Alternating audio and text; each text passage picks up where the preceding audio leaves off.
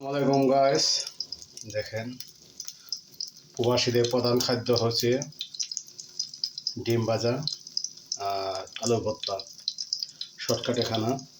তো আজকে ডিম ভাজা আর আলু ভর্তাতে ভাত খাবো। তো সবাই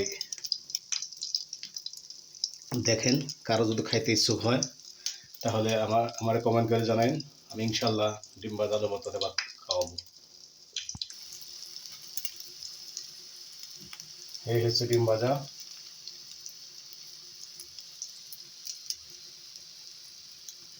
এখন হবে আলুর ভর্তা।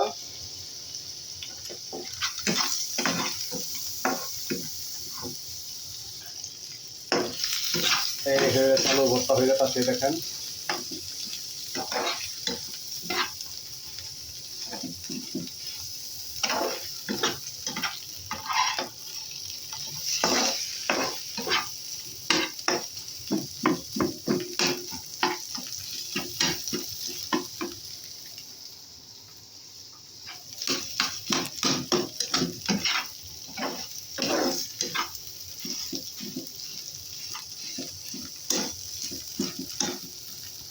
এই হয়ে গেছে আজকে আমাদের আলু ভর্তা আর ডিম ফ্রাই।